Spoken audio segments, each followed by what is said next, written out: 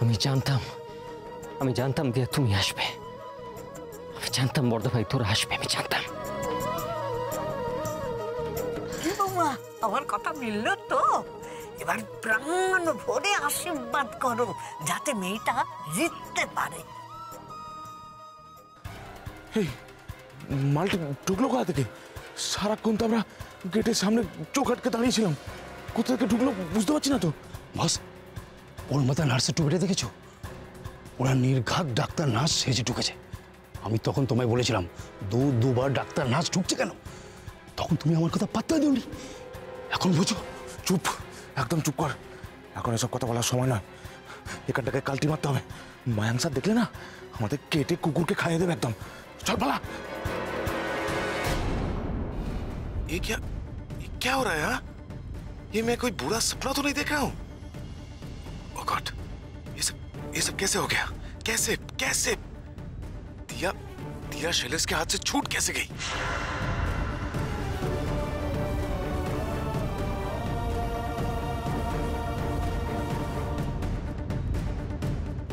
Bajrangbali aunty, তুমি তাড়াতাড়ি কোর্টে চলে এসো। দেখো তোমার অপোনেন্ট তো পৌঁছে গেছে।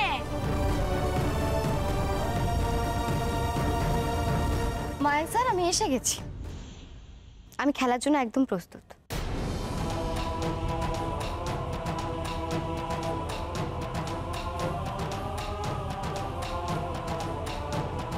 কি হলো মিস্টার মায়াঙ্ক শর্মা? 7টা তো বাজে, তাড়াতাড়ি খেলাটা শুরু করার অর্ডার দিন। আমি কি করব না করব সেটা কি আপনার কাছ থেকে জানতে হবে? এই ব্যান্ড প্লেয়ারকে এখানে ঢুকতে কে দিয়েছে? বের করে দাও একে এখান থেকে, বের করে দাও। উনি ওনার অধিকার এখানে ঢুকেছে। উনি আমার কোচ। তোমার কোচ কি চায় দিয়া? আজ থেকে 10 বছর আগে ওকে একাডেমি থেকে যেভাবে ঘাড় ধাক্কা দিয়ে বার করে দেওয়া হয়েছিল তারই রিপিট। তুমিও কি সেটাই চাও? আমি চাই 10 বছর আগে যে আর্য ব্যানার্জিকে মিথ্যে অপবাদ দিয়ে এই একাডেমি থেকে বের করে দেওয়া হয়েছিল, 10 বছর পরে সেই আর্য ব্যানার্জি আবার কলঙ্ক মুক্ত হয়ে একাডেমিতে ফিরে আসুক।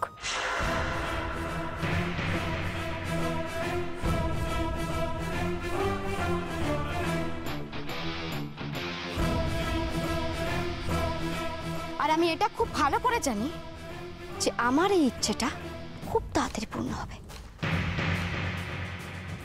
দিয়া, তুমি এখন এসব নিয়ে মাথা ঘামিও না। তুমি শুধু তোমার গেমে কনসেন্ট্রেট করো, খেলায় কনসেন্ট্রেট করো, ওকে? আমি না হয় গ্যালারিতে গিয়ে বসছি। কি মিস্টার মায়াঙ্ক শর্মা, আমার গ্যালারিতে বসা নিয়ে তো আপনার কোনো আপত্তি নেই নিশ্চয়ই? দিয়ার খেলাটা মন দিয়ে দেখিস মায়াঙ্ক। আমি এই সব কিছু বন্ধ করতে পারি, কিন্তু একটা শর্তে। তোমাকে আর দুর্গাকে আমাকে ছুঁয়ে কথা দিতে হবে এর সাথে তোমরা কোনো যোগাযোগ আর রাখবে না।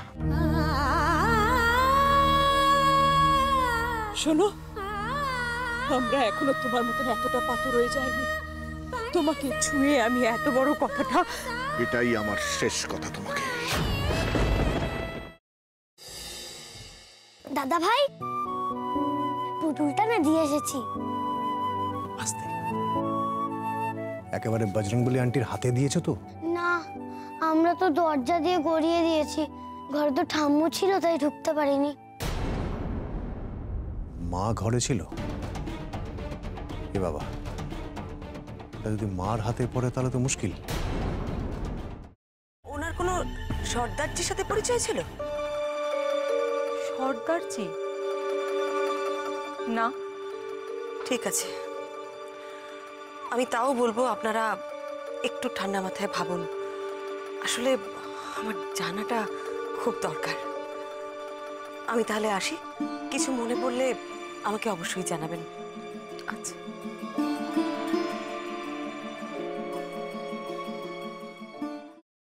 ফ্রাইং প্যানে Emami healthy and tasty refined rice bran oil গরম করে তাতে গোটা কালো সর্ষে আর কারি পাতা ফোড়ন দিয়ে ওর মধ্যে একে একে টমেটো কুচি, বাঁধাকপি বাটা, নুন, হলুদ গুঁড়ো, শুকনো লঙ্কা গুঁড়ো আর সামান্য চিনি দিয়ে ভালো করে কষিয়ে নিয়ে ওই মিশ্রণে কুড়িয়ে বেটে রাখা নারকেল, পাকা লঙ্কা কুচি আর কারি পাতা দিয়ে ভালো করে নাড়াচাড়া করে নামিয়ে নিয়ে নারকেলের স্লাইস, পাকা লঙ্কা স্লাইস আর কারি পাতা দিয়ে সাজিয়ে সার্ভ করুন বাঁধাকপির ঝাল।